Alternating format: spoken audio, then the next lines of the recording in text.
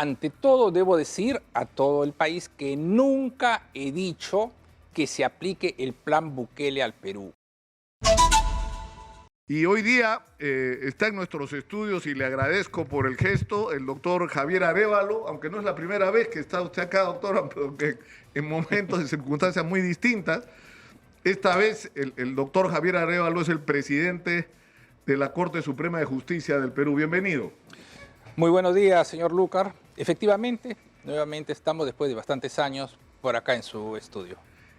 Comencemos, vamos directamente a la yugular, doctor Arévalo. O sea, lo han metido usted en el lío del plan Bukele. O sea, se supone que usted ha propuesto aplicar en el Perú el plan Bukele, pero yo estaba revisando las declaraciones y no lo he encontrado. ¿Qué es lo que dijo? ¿Qué es lo que propone usted exactamente frente a la crisis de inseguridad? Ante todo, debo decir a todo el país que nunca he dicho que se aplique el plan Bukele al Perú.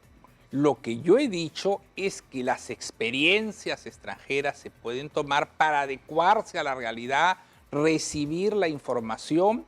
¿Por qué esto? Porque no solo se ha escuchado en estos días el tema del Salvador. Hemos tenido el Congreso de Flagrancia y han venido especialistas de distintos países que nos han dado ideas, nos han contado sus realidades. Pero me reafirmo que nunca se ha dicho el plan Bukele por dos sencillas razones. Son realidades distintas y porque además tenemos firmes principios democráticos. Y el plan Bukele, no quiero decir que sea antidemocrático ese señor, pues en su país su pueblo lo respalda, pero no es adecuado en términos de democracia a nuestro país.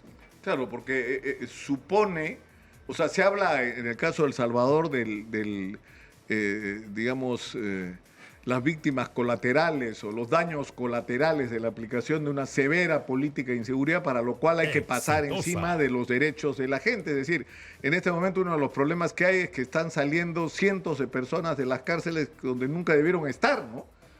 Porque fueron capturados, digamos. El problema es que eso es lo que nosotros de alguna manera tenemos encima. No somos exageradamente garantistas en el Perú, o sea, porque nos ocurre, por ejemplo, que un policía tiene miedo de disparar a un delincuente porque de repente termina el procesado y ya está preso. Bueno, eso viene a la segunda alternativa de lo que yo planteo. Un plan de seguridad debe contemplar el empoderamiento a la policía. ¿En qué sentido? No para que la policía cometa atropellos, sino que debe garantizarse que si un policía en acto de servicio, en un operativo, no decimos en otras circunstancias, hace uso de su arma de reglamento, pues no sea objeto de una medida de privación de libertad, lo que no quita una investigación administrativa, hasta una investigación fiscal, pero que la pueda llevar en libertad. Lamentablemente, siempre los sectores que son afectados, posiblemente la delincuencia, va a decir la policía cometió un atropello.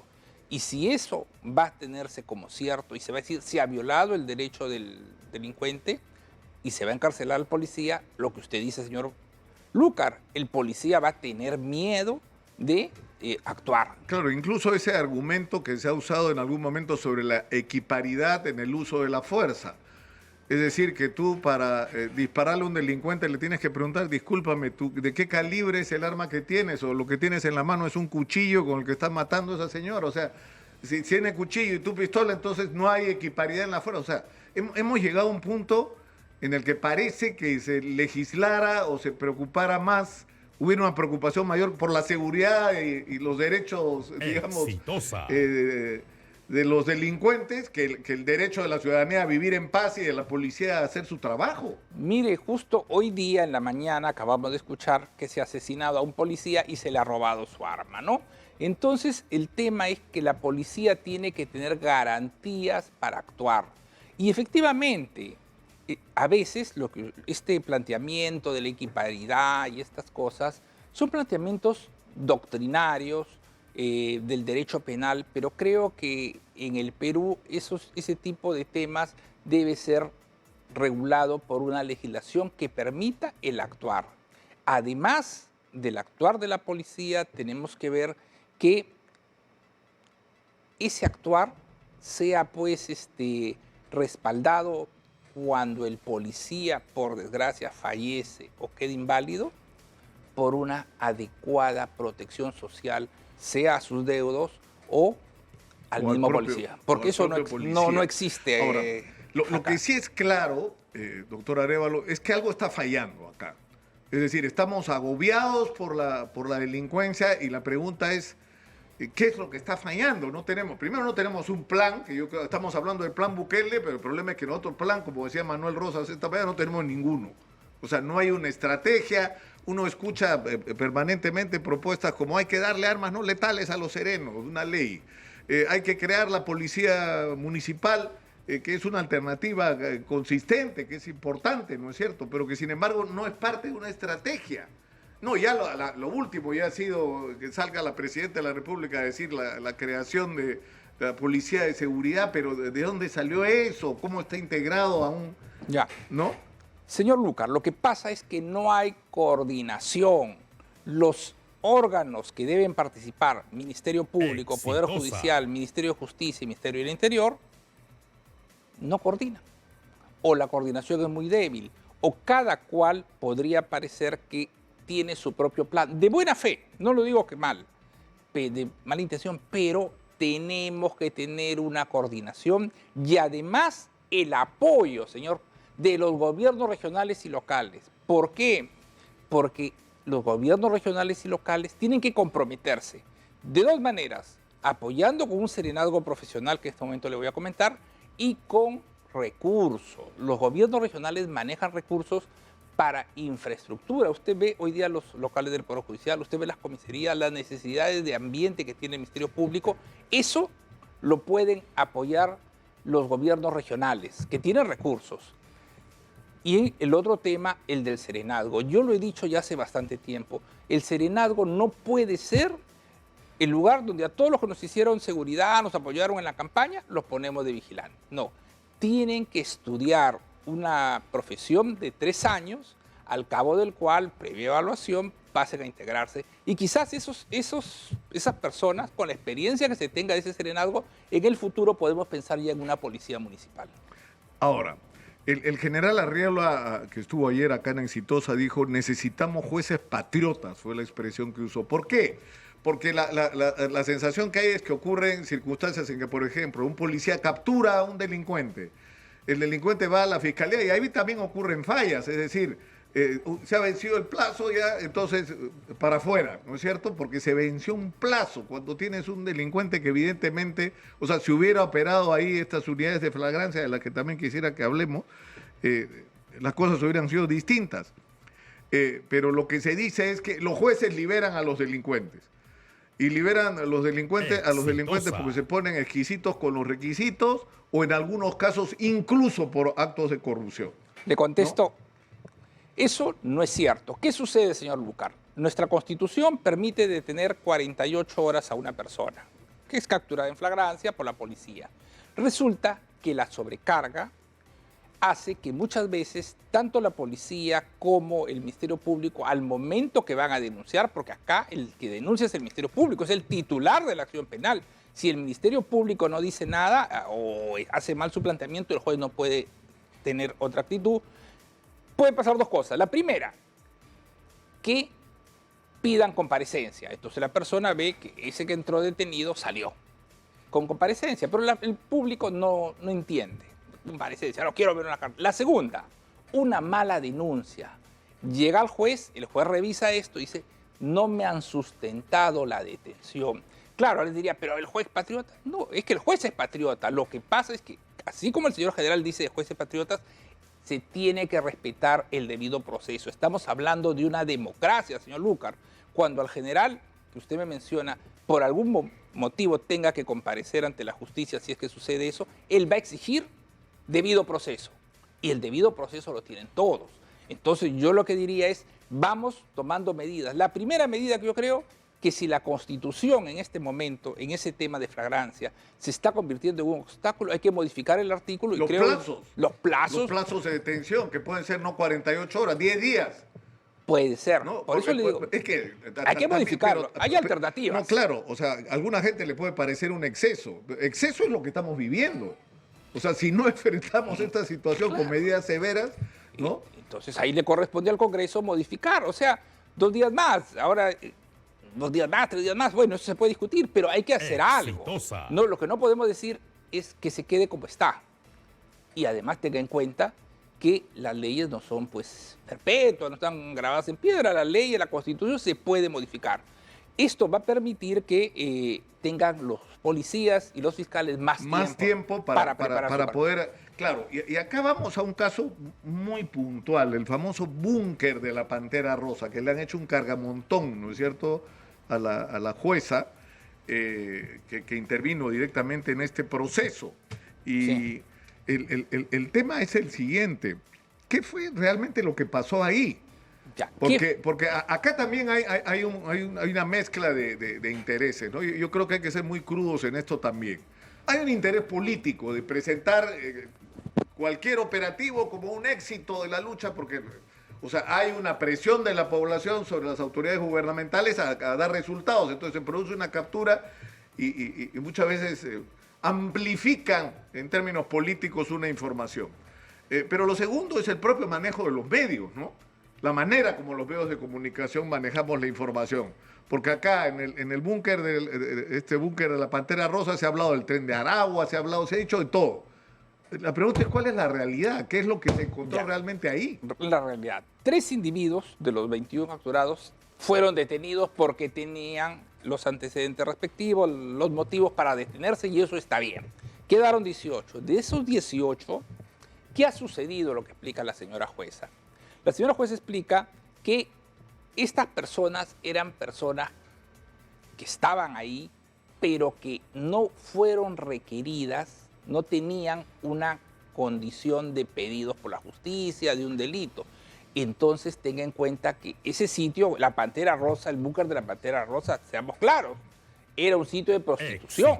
Eso lo tienen que saber. ¿Y por qué habían 18 hombres ahí? Porque estaban en ese tema. O sea, eso parece que no se entendió, parece que se hubiera allanado un lugar donde había un almacén. O sea, lo que era, en términos reales, esa Pantera Rosa era un prostíbulo. Un prostíbulo, entonces encontraron a hombres. O sea, ya por eso es que la jueza dice, en el comunicado que han publicado, la jueza, que acá tengo el nombre, Natalia Acosta Rado, lo que ella dice es, 3 de estos detenidos están involucrados en el delito de trata de personas. Claro. Y por eso es que se les ordena la detención, ¿no es cierto? Ahora, ¿qué pasó con los otros? Porque se habló de que esta gente tenía armas y se les liberó, se encontró droga y pese a la cantidad de droga que se le encontró, o sea, lo cual lo vinculaba a la presunción de que han cometido delitos con esas armas y al tráfico de drogas. Igual, lo de las armas, señor, lo que explica la juez fueron cartuchos y drogas, sí, en pequeñas cantidades, pocos gramos, pero no se lo encuentran Yo tengo acá la cifra que ha dado la jueza, que a mí realmente me ha sorprendido, ¿no? Porque dice que han encontrado 40 gramos de marihuana y 3 gramos de cocaína. Esa es toda la droga que se encontró. Y se encontró en una mesa. Es como si acá encontrasen en Exitosa eso, no podrían llevarse a todas las personas, porque ¿de quién es? ¿Se da cuenta? Eso es lo que ha sucedido. Entonces ahí hay que tener mucho cuidado. Las 18 personas que sobraban, que no fueron detenidas, pues, ¿de quién era eso? O sea, 3 gramos de cocaína y 40 gramos de marihuana, una persona puede decir, era para mi consumo personal.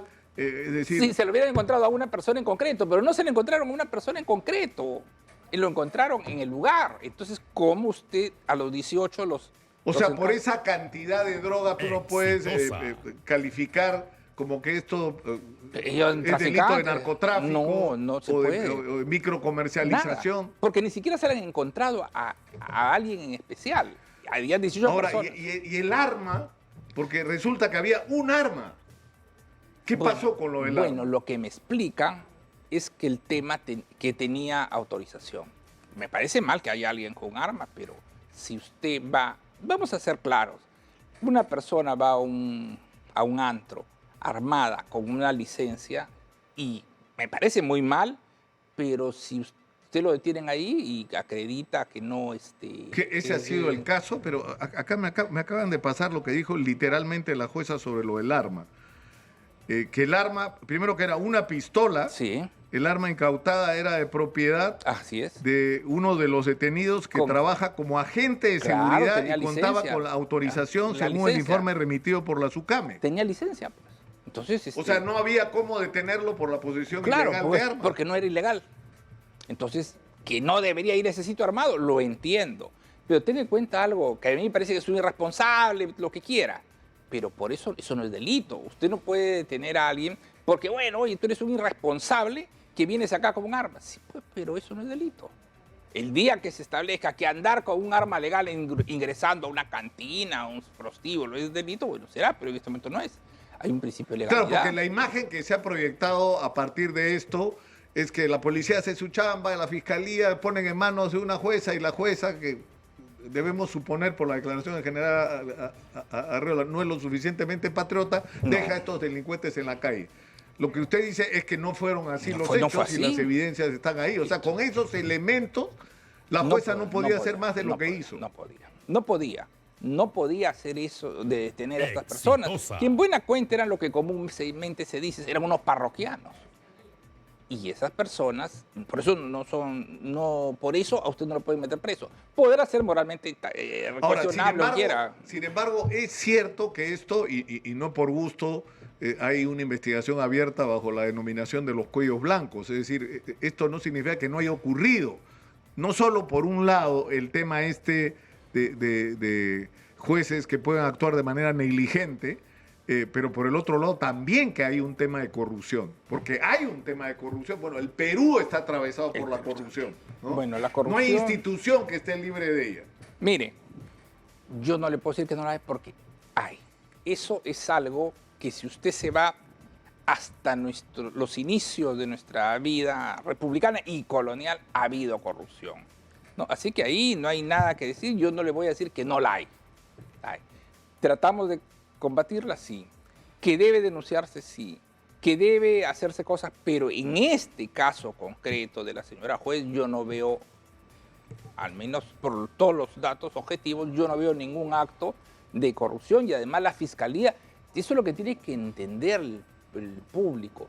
La fiscalía es la titular de la acción penal, y si la fiscalía no formula pues adecuadamente su denuncia, esto no pasa. Alguien dirá, pero ¿por qué es formalista? No, es que ese es el sistema jurídico. El día que volvamos a un sistema donde el juez fuera el que investigara, como existía antiguamente. Con usted los se acuerda, jueces instructores, ¿no? Eso hace muchos, antes de la Constitución del 79. Pues bien, eso era otra cosa. Acuérdense que eso era otra cosa. Pero estamos en otro modelo procesal.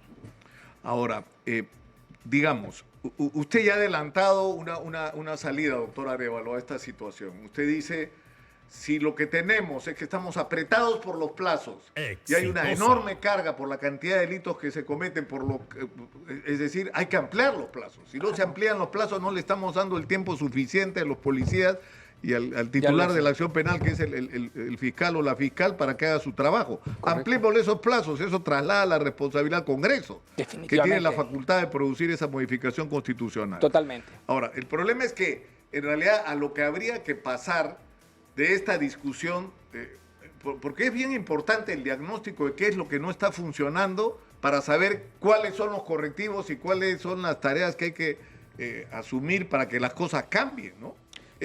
Tenemos que ir a la pausa, doctor Arévalo, si lo permite usted, por favor, para hablar de esto. Usted nos acaba de contar, había un evento internacional sobre las unidades de flagrancia. O sea, ¿qué hacer para que eso funcione? O sea, para dejar de perder el tiempo en que si le damos prisión preventiva, no le damos... Pero si es un delito en flagrancia y tienes a todos los instrumentos ahí de un proceso legítimo, o sea, podríamos resolver esto muy rápidamente. Correcto. De eso quisiera que hablemos y que nos explique cómo podría funcionar. Vamos a la pausa y regresamos con Javier Arévalo, presidente de la Corte Suprema. Y estaba en nuestros estudios Javier Arévalo, presidente de la Corte Suprema. Comentábamos ahora durante el corte, he estado revisando información de gente que me pregunta, oye, pero si dijeron que en el búnker de la Pantera Rosa era un centro del Tren de Aragua y que dejaron en libertad a uno de los cómplices del maldito Cris. Pero ¿esto ocurrió o no? No, en principio nadie ha mencionado al Tren de Aragua en los documentos, tampoco en la carpeta, pues no, tampoco se ha determinado o se ha formulado alguna denuncia contra alguna persona que alegando complicidad o algo así con este delincuente. Entonces, ¿de qué estamos hablando? Estamos hablando de especulaciones periodísticas, porque eso es todo. O sea, en el expediente fiscal que llega al juzgado nos dice, este señor es cómplice de Loco Cristo, tiene antecedentes. O se dice, se sospecha que las personas acá reunidas podrían ser parte del tren de Aragua. No hay nada de eso. No hay nada de eso. Entonces, ¿cómo un juez va a poder decir eso? Ya estaría su imaginación, su suposición. Claro, pero es que eso nos lleva, uno, a lo que usted ya dijo, ¿no es cierto? El tema de los plazos. Ahora, el segundo tema es cómo enfrentamos esta crisis de inseguridad, que en realidad tiene diferentes facetas, ¿no es cierto? Por ejemplo, se habló del tema de la intervención de las Fuerzas Armadas. Y yo no sé cuál es su opinión sobre esto. Mi posición. O sea, porque la opinión de un juez, que es el representante de la legalidad, digamos, sobre la intervención de los militares puede ser significativa, ¿no? Pero es que, claro, señor Lucar, mire, las Fuerzas Armadas sí deben intervenir, pero no como lo dicen los opinólogos, los que deforman el pensamiento. Las Fuerzas Armadas nunca van a investigar los delitos. Las Fuerzas Armadas lo que van a hacer es apoyar en seguridad y logística a la labor de la Policía Nacional. O sea, nunca podría, es impensable que un marino, un soldado va a estar tomando declaraciones o investigando crímenes. Eso es impensable. Pero pareciera que esto se presenta como un pensamiento. Las Fuerzas Armadas van a militarizar el país. No, para operativos participa la Fuerza Armada. Imaginémonos que van a un pueblo a buscar, a una zona, a buscar delincuentes. El apoyo de la Fuerza Armada es fundamental, es disuasivo. Incluso yo en eso yo comparto su punto de vista, porque tenemos un problema ahora real. Es como que estamos en una guerra que nos están ganando. Y si uno mide esa guerra por territorios, hay zonas del Perú donde los ciudadanos no pueden salir a la calle en paz a partir de las 5 o 6 de la tarde porque sus vidas corren peligro, y no estoy exagerando. Entonces, si tú necesitas recuperar el control territorial de alguna zona, vas a tener que usar a las Fuerzas Armadas, que se van a tener que parar ahí como una muestra disuasiva de que acá está el Estado peruano y la policía actuar en lo que le corresponde con los fiscales, ¿no? Claro, es más, en todos estos operativos va a participar la policía, el Ministerio Público, la Fuerza Armada. Entonces no es que la Fuerza Armada va a tomar un control desmedido o va a investigar estos temas. Lo que pasa es que pareciera que hay una tendencia a que se mantenga el status quo también de ciertos opinólogos que viven pues de estas opiniones, de estos comentarios, de estas conferencias, de sus artículos, y que quisieran que quizás las cosas estén como están. Ahora, las unidades, se habló en algún momento de módulos, ahora se habla de unidades de flagrancia.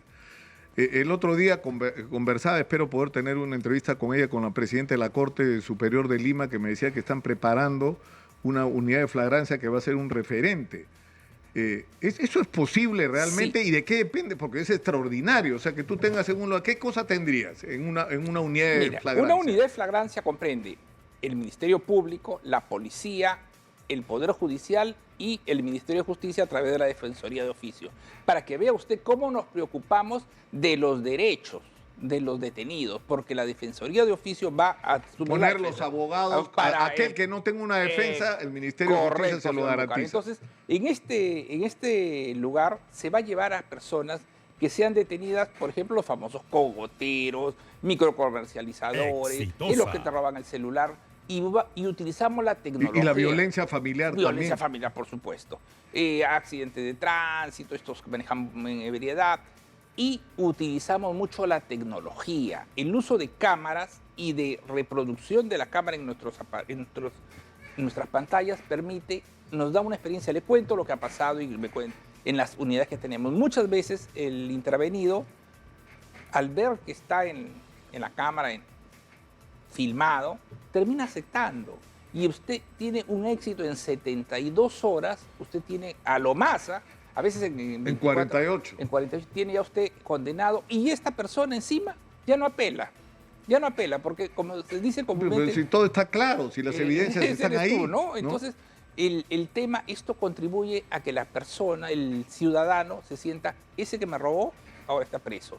Porque la verdad es que el ciudadano, y tenemos grandes problemas de otro tipo de delincuencia grande, trata, drogas, no le está preocupando eso ahora. Le está preocupando que si salgo a la puerta de mi casa, en la puerta de mi casa me estén quitando mi celular, hasta me matan. Me están robando el espejo, me están robando el carro. Ahora, estas unidades de flagrancia, yo entiendo que están discutiendo la posibilidad de incorporar incluso cierta logística de laboratorios, por ejemplo, ¿no? Sí. Es decir, para hacer dosajes etílicos, para hacer pruebas de absorción, o sea, porque ahí es donde muchas veces se pierde el tiempo. Mientras va al laboratorio, olvídate, se pueden pasar meses. Eso es correcto. Y ahí necesitamos el apoyo del Estado. Y digo Estado en el sentido de economía y finanzas, ¿no? ¿Por qué le voy a decir, señor Lucar? Porque no basta rasgarnos las vestiduras diciendo estamos contra la criminalidad, luchemos. Necesitamos recursos. Hay que invertir en seguridad, señor Lucar. Alguien dirá, pero las cifras macroeconómicas y estas cosas. Sí, pero el peruano común quiere seguridad. Exitosa. Y si eso va a hacer variar alguna cifra, de repente quitemos en un lado y pongamos en otro. Porque también seamos claros, en el Perú hay mucha corrupción donde se pierde dinero, mucha Ineficiencia en la donde gestión de los recursos, ¿sí? Exacto, usted ha visto que empresas públicas que pierden millones, miles de millones. Pues bien, si esa ineficiencia se superara, ese dinero... Esos recursos podrían para ser usados. seguridad. Además, usted ha usado la palabra, creo, adecuada. Usted no ha dicho hay que gastar. Hay que invertir, porque es una inversión. O sea, si tú inviertes, tienes un país seguro, ese país seguro es es atractivo para las inversiones, es seguro para los ciudadanos, eres más eficiente en términos de productividad, ¿no? Porque no estás agobiado por la inseguridad, ¿no? Pero claro, señor Lucar, incluso usted hace hasta más feliz a la gente. Acaban de matar hace unos días a un señor en un campeonato de fulbito, acá en San Juan. O sea, ahora hasta para usar una cancha de fulbito, que es de propiedad del municipio, usted tiene que pagar una extorsión y si no la paga lo matan. O sea, acá estamos viendo... Pero lo que usted mismo dice nos lleva, o sea, nos ratifica en la gravedad de la situación y la urgencia de tomar medidas que además, como usted mismo dice, no corresponden a una sola área. En estos pocos minutos hemos hablado de unidad de flagrancia, de la necesidad de que el Ejecutivo ponga recursos, de la participación de las Fuerzas Armadas, de la coordinación. Ya, pero ¿cuál es el primer paso? ¿Qué es lo primero que habría que hacer? Porque a nosotros nos pasa, doctor Arévalo, que nos llaman de todos lados la gente desesperada pidiendo que su distrito, su provincia sea declarada en emergencia. En realidad lo que hay que declarar en emergencia es el Perú. Señor Lucar, el primer paso es la decisión política del Estado, cuando digo Estado, de todos sus poderes y sus funcionarios, de combatir la criminalidad. Porque, ¿qué pasa? El Ministerio Público puede querer, pero no tiene recursos. La policía no tiene recursos. El Poder Judicial no. Ya, pero ¿qué debía ocurrir en lo inmediato? Porque incluso hay organismos, el Consejo de Seguridad, no sé qué nombre tiene, que no se reúnen nunca, ¿no? Sí. O sea, si somos conscientes que estamos en guerra contra la delincuencia, lo primero que tendría que hacer es la presidenta Dina Boluarte, la doctora Patricia Benavides, usted, el jefe de la policía y no sé quién más tendría que estar acá para tomar la decisión de, bueno, nos vamos a poner en acción. Y vamos todos en el mismo sentido. Porque si no vamos todos en el mismo sentido, que es... Bueno, y el presidente, mire, me he olvidado el Congreso, está tan mal el Congreso que me los olvido. El Congreso de la República también. Si no vamos todos en el mismo sentido, no vamos a llegar a ningún lugar. ¿Por qué? Congreso, leyes, Poder Judicial, juzgamiento, Ministerio Público, denuncia, el Ejecutivo, dinero, economía y finanzas, y también garantía de derechos humanos, que es el Ministerio de Justicia. Por eso el Ministerio de Justicia y Derechos Humanos. Porque en estas cosas va a haber gente inocente que puede caer. No, pero es que hay que ser conscientes. Yo creo que hay que aprender las lecciones del Salvador. O sea, a mí lo valioso de Bukele, si es que se puede recoger algo de valioso, es el coraje para enfrentar una situación.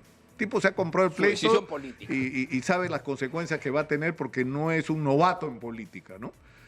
Sabe que eso va a tener consecuencias y que iba a haber un daño colateral. Yo no sé si él midió el tamaño del daño colateral, porque estás hablando de miles de personas que han sido arbitrariamente detenidas, ¿no es cierto? E incluso denuncian torturas, maltratos, etcétera, ¿no? Pero en fin, o sea, yo creo que eso es una lección en términos de que hay que ponernos en acción. Hay que comprarnos el pleito, ¿no? Pero por eso, señor Lucar, la decisión política y que cada organismo del Estado, cada poder del Estado haga lo que tiene que hacer y lo haga bien y con honestidad. Ahora, usted acaba de hablar de la necesidad de que el Ejecutivo invierta recursos. Y justo en estos días ha habido una paralización de trabajadores del Poder Judicial que reclaman el cumplimiento de actas y eso nos lleva directamente al mismo problema. Porque lo que están reclamando los trabajadores requiere recursos. Así es. Le explico, señor Lucar. Nosotros tenemos trabajadores CAS que son los peores pagados de la administración pública y que estamos tratando de mejorarlos. ¿Qué sucede, señor Lucar? En el caso, usted tiene trabajadores que ganan 1.300 soles. Entonces, hemos planteado para el caso de este año, de este ejercicio, una bonificación de 1.000 soles que está en trámite en el Congreso. Pero para el próximo año estamos pidiendo una mejora, más recursos para poder mejorar a estos trabajadores y también para los funcionarios, porque usted no puede reclutar funcionarios de calidad si no les paga, no le digo mucha plata. O sea, no, lo que corresponde, tiene que ser competitivo, que tú tengas como profesional, ¿no?, exitoso, la opción, a ver, ¿trabajo en el aparato del Estado o trabajo para los privados? Pero obviamente trabajo para los privados porque en el Estado te pagan una porquería. Pero además es un estímulo a la corrupción, porque ya ganas poco, pero puedes coimear. O sea, no puedes. Equilibrio de presupuesto, claro, ¿no? Entonces, ¿qué sucede, señor Lucar? Ahí tenemos una situación. El Ejecutivo es el que nos apoya en el presupuesto y en eso quiero reconocer al señor Premier, pero resulta que mandos medios del Ministerio de Economía nos ponen peros y lamentablemente pareciera que estas personas que están en esos mandos medios del Ministerio de Economía son los que manipulan las decisiones de los altos funcionarios. Entonces no les importa la política. No les importa la política, me refiero en el sentido de que funcione el Poder Judicial, la criminalidad. No, les importa mantener su cargo. Y ha habido casos en la historia, que usted sabe a qué me refiero, de famosos funcionarios que eran muy duros en la caja fiscal para invertir en necesidades, pero a la hora de la corrupción soltaban dinero, usted sabe. Por supuesto. La historia de un famoso que terminó hasta preso, ¿no? Claro, pero el tema es que yo me imaginaba antes de ayer que hablábamos con los dirigentes de la huelga del Poder Judicial, que o sea, uno ve sus reclamos, son absolutamente legítimos. Totalmente. O sea, uno lee la plataforma y dice, pero oiga, además tienen hasta actas firmadas de compromisos. Ahora, pero ¿por qué no se cumple? Cumpla Arévalo, del doctor Arévalo. Pero sí es un problema del Ministerio de Economía e incluso en el caso de los CAS de la bonificación del Congreso. Entonces, ¿qué debería ir usted, doctor Arévalo, a encabezar la marcha? Usted con su letrero ahí decir, ya suelten, ¿no? Claro, yo le digo eso. Mire, efectivamente, yo he hecho mis gestiones en hablar con el anterior señor presidente del Congreso. Esto se entró el proyecto, ahora está... tengo que hablar con el presidente de la Comisión de Economía, estamos coordinando y desde ya acá le invoco, ¿no? Porque necesitamos que esa ley para los trabajadores salga.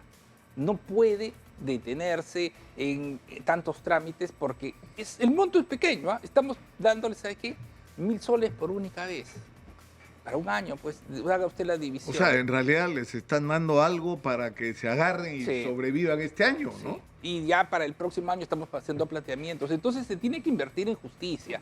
Y ese es un problema, señor Lucar. Nadie ve a la justicia como una inversión. Usted ha escuchado que dice, vamos a traer inversión privada. Usted póngase en los zapatos de un inversionista privado. Va a ir a un país donde lo van a asaltar, lo van a extorsionar, lo pueden matar, lo van a secuestrar. No va a ir, pues. Necesita ir a un país que tenga seguridad. Un país que tenga no solo seguridad en las calles, seguridad jurídica. Usted va a ir a un país donde el Poder Judicial se planta por una huelga y que no le van a resolver, entonces prefieren otros sitios, ¿no? Entonces yo creo que eso no se ha tomado conciencia. El Estado está para dar seguridad, salud, educación, justicia. Ahora, yo quisiera pasar a otros temas, aprovechando los 12 minutos que nos quedan, doctor Arévalo, porque sé que a las 9 usted tiene que salir a sus obligaciones y por eso le reconozco una vez más a que esté con nosotros.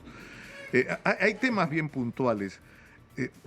Uno ve estos procesos, por ejemplo, donde el juez empieza a leer su sentencia y nos tiene 18, 20 horas leyendo la sentencia, pero no tiene ningún sentido. Estamos en el siglo XXI, doctora Arévalo. O sea, debería leer, no sé, la parte resolutiva, que son 1, 2, 3 páginas exagerando, y todo el resto se le entrega y se cuelga en las redes para que lo lean, ¿no? Pero ¿por qué tiene que ser así de engorroso? Ya, yo coincido con usted, señor Lucar, totalmente. Y le cuento un poco mi experiencia personal. Yo vengo del área laboral, todo el mundo sabe que soy un laboralista de carrera y soy profesor de Derecho Laboral. Eso, por ejemplo, no ocurre en en el proceso laboral. Le digo, ahí tenemos nuestro video, nos remitimos al video y el acta es solamente la identificación de las personas y algún punto. Esto tiene que pasar por una reforma legislativa y también por una reforma en la forma de pensar de los mismos jueces y de los abogados.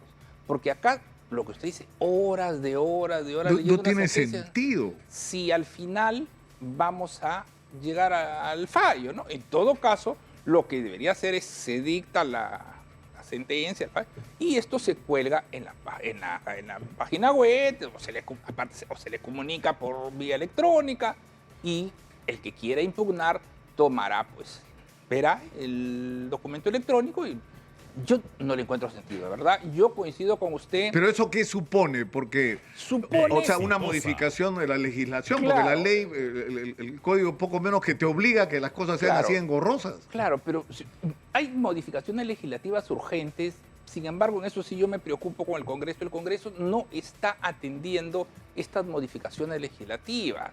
Hay proyectos de ley que se deben dar ¿Pero que ya están en el Congreso? Entiendo que en este caso no le podría precisar, pero sí hay varios proyectos de reforma procesal que están en el Congreso. En la dirección de acelerar los procesos, simplificarlos. Ahora, la gente, el país, acabamos de recibir la información de la Contraloría General de la República que nos han robado el año pasado más de 24.000 millones de soles. Otra vez, que es más o menos el promedio de lo que nos roban cada año, ¿no? Los malos funcionarios del Estado peruano. Pero es una especie de necesidad de reivindicación de la sociedad peruana que empieza a haber sentenciados por la corrupción, que vayan a la cárcel los funcionarios corruptos y los empresarios inescrupulosos que han aceitado los sistemas de corrupción. O sea, ¿por qué está tan lento esto? Bueno, ahí tenemos un problema. El Ministerio Público, cuando prepara sus procesos, pareciera que está yendo muy lento o no es eficiente, porque cuando llega, usted está viendo, están regresando, los jueces le están regresando el expediente al Ministerio Público. Entonces creo que ahí hay algo que hacer. Y de repente pienso yo que se está a veces haciendo demasiado extenso las investigaciones al extremo que de repente hay pruebas que no son necesarias actuar. Le digo esto porque yo comparo con la experiencia de la que yo vengo, cómo nosotros avanzamos rapidísimo. Claro, pero un caso puede ser, por ejemplo, ¿no? El de Keiko Fujimori. La señora nunca gobernó, es verdad, pero la presunción es lavado de activos porque recibió dinero que no declaró bueno, yo creo que está más o menos claro, ¿no? Yo sinceramente no sé qué falta para que se resuelva. O es culpable o es inocente, pero de una vez. Señor Lucar, yo no quiero hablar de ese caso porque no lo conozco y porque no debo, pero lo que le voy a decir, ningún proceso debe ser eterno. La gente no puede estar eternamente procesada. Como usted dice, o es culpable o es inocente, pero las personas no pueden vivir décadas procesadas. Ahora, Rafael Vela, que ha estado sentado en el mismo lugar, que de hecho se pasó por esa entrevista, le han abierto un proceso en control interno que no le encuentro mucho sentido, pero en fin. Él dijo dos cosas refiriéndose a esto. Dijo, uno, necesitamos recursos en la Fiscalía, porque la carga es tan grande, los casos de corrupción son tantos que no nos alcanzan las manos, nos falta gente, nos falta equipo, nos falta de todo. Y lo segundo que dijo es, necesitamos jueces especializados en el tema anticorrupción. O sea, que se cree una justicia anticorrupción para avanzar rápido en estos procesos. ¿Por qué? Él decía, tenemos jueces que no solamente se tienen que ocupar de lo nuestro, sino de otros procesos. Entonces, se hace una diligencia, por cualquier razón se posterga, y la próxima es 3 meses, 6 meses, o sea, y así no se avanza, ¿no? Le explico. Nosotros tenemos una sala especializada, una corte especializada que juzga estos delitos, donde hay jueces que conocen la materia. Quizás, y en eso sí le doy la razón al doctor, necesitamos mayor cantidad de jueces, pero no nos dan los recursos. Otra vez, regresamos, o sea, al mismo punto. Para poder tener jueces en cantidad, ni siquiera le digo en cantidad, lo mínimo no lo tenemos. Entonces los jueces efectivamente trabajan y las cargas. Si usted fuera a la Corte Nacional a hacer un reportaje, se va a dar cuenta que va a las 9 de la noche y encuentra personas trabajando, jueces trabajando a las 10 de la noche, que al día siguiente van a ir a trabajar a las 8 de la mañana y ellos no reciben un solo sol por eso. Y en eso de la solidaridad de los trabajadores que se quedan. Entonces, ¿de qué hablamos? Hablamos que, vuelvo al problema en nuestros requerimientos económicos, funcionarios de mando medio le ponen la objeción, lo asustan al ministro, al viceministro, y le dicen, no, porque las cifras macroeconómicas van a cambiar, porque va a pasar tal cosa. Oye, yo le digo, estamos ahora luchando por un presupuesto mayor, pero me encuentro con esta situación y justo en el tema de trabajadores y jueces que no nos quieren entregar los recursos. Ahora, yo no quiero dejar de tocar, aunque sea brevemente, el tema de los cuellos blancos. O sea, lo que se han mostrado son evidencias, porque además este caso comienza como un caso de narcotráfico. Están investigando en el Callao. Bueno, la historia más o menos la conocemos, aunque a veces la olvidamos, ¿no? Y de repente esto termina descubriendo una red de corrupción y de tráfico de sentencias y resoluciones judiciales. El tema es, ¿podemos confiar los peruanos en que se va a actuar con la severidad que corresponde? Es decir, que jueces van a ser capaces de juzgar a jueces y sentenciarlos con la severidad que aparentemente merecen. Yo creo que sí, no hay ningún motivo. No le hablo del caso concreto de Cuello Blanco porque yo no puedo meterme en los casos concretos, pero le digo, todo juez que cometa un delito debe ser sancionado, porque desde el momento que comete el delito ya no tienes que tener las consideraciones de juez y por lo tanto tienes que aplicarle lo que corresponde. Y el tema de la modernización, porque se habla de la carga procesal, ¿se tiene una cifra en este momento de cuántos expedientes están esperando? Bueno, nosotros tenemos en trámite más de 3 millones de expedientes, que es una barbaridad. Una barbaridad si toma en cuenta que somos 3.600 jueces en todas las instancias. Es una locura, ¿no? Pero estamos avanzando con el expediente electrónico, estamos implementando el uso de la tecnología en todas las especialidades, sobre todo el tema del expediente electrónico es uno de los grandes avances que tenemos. Lo que sucede que, como usted entenderá, señor Lucar, esto es nuevo, aunque ya tiene unos años, pero se está implementando poco a poco, uno por recursos, otro por otra tiempo, vez el tema de los recursos, ¿no? Nuestros equipos pues tenemos que renovarlos, acuérdense que usted, los equipos de cómputo son los que más se actualiza, entonces se va yendo un poco, quizás un poco lento, pero estamos en eso y yo le diría que dentro de lo que se esperaba hemos avanzado y estamos en esa línea. Tiene que llegar un momento en que debe desaparecer el papel. Y también acá viene también de nuevo otra invocación al Congreso, señor Lucar, las reformas procesales para introducir estos temas. ¿Por qué? Porque en el sector de los abogados, lamentablemente, incluso ha habido en jueces, muchos se oponen a esto, a la tecnología. ¿Por qué? Porque no la saben usar o porque les conviene quizás estar todavía en el papel, en el engaño. Mira, antiguamente usted para que le notifiquen, pues le tenía que notificar el secretario, ¿no? Entonces, ahora pues la notificación electrónica es en segundos. Y usted sabe que eso era fuente de corrupción. Usted habrá escuchado, para que notifiquen hay que pagar. Yo me acuerdo de jovencito cuando estaba... Claro, incluso alguien hizo una investigación sobre una especie de tarifario, ¿no? Exacto. Para que te notifiquen tal cosa, para que te citen tal precio, para que... O sea, eso ya no existe. o sea, había más o menos tarifas preestablecidas. Eso, ¿no? Desaparece con la notificación electrónica. Un clic y ya está. Entonces, pues, también parece explicable que algunos sectores se opongan, pero vamos en ese sentido y estoy seguro que más temprano que tarde el Poder Judicial tiene que ser tecnificado. Ahora, usted ha hablado de esto bueno, ahora está complicada la situación de Alejandro Soto, no sabemos si va a seguir siendo presidente, aunque parece que sí, ¿no? Del Poder Legislativo. Pero sobre ese caso, ¿cómo, o sea, dicen que el quinto juzgado unipersonal tiene saturada la agenda de audiencias y que por ese motivo la audiencia con respecto al tema del conflicto que tiene el actual presidente del Congreso con Transportes Huayna Picchu, lo denunciaron por estafa, la han pasado para marzo del 2024, ya aparece las citas para el sistema de salud, ¿no? Bueno, señor Lucar, yo le tengo que decir, marzo del 2024 es cerca. Hay citaciones para el 25. Peor, o sea, O sea, hay casos peores. peores. ¿Pero por qué? Volvemos al mismo tema. No tenemos los recursos y se nos niega más jueces, más recursos. Se nos dice explicaciones macroeconómicas, se viene el fenómeno del niño. Yo lo entiendo, pero tenemos que los que administran las finanzas públicas tienen que darse cuenta que de repente hay cosas en las que se está perdiendo dinero y que de ahí hay que sacar el dinero para lo que se necesita. Ahora, usted de acá, me imagino, va a llamar a la presidenta Dina Boluarte, lo ha hecho para pedirle que convoque a una reunión, porque en realidad a ella le debería corresponder, ¿no?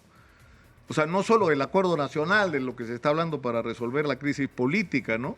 Sino una reunión para enfrentar estos temas de la crisis de inseguridad, Bueno, de los poderes. En realidad la señora presidenta es la que tiene esa facultad. Nosotros lo coordinamos y ya lo hemos coordinado con el señor Premier, siempre coordinamos con él, que por cierto es una persona muy receptiva, aunque le parezca mentira, puede ser cuestionado, pero es una muy receptiva a las sugerencias. Pero sí creo que lo que yo le invocaría al Poder Ejecutivo es que se tiene que reorganizar el Ministerio de Economía y Finanzas, y ese Ministerio de Economía y Finanzas tiene que ser un Ministerio de Economía y Finanzas que piense realmente en el Perú, que piense en seguridad, educación, salud. Seguridad es lo más importante, porque si no tenemos seguridad, no vamos a tener nada. Eso téngalo claro, señor Lucas. Lo dejamos ahí. Le agradezco infinitamente, doctor Arévalo, por haber estado con nosotros esta mañana. Ha sido usted muy gentil. Muchas gracias a usted, señor Lucas.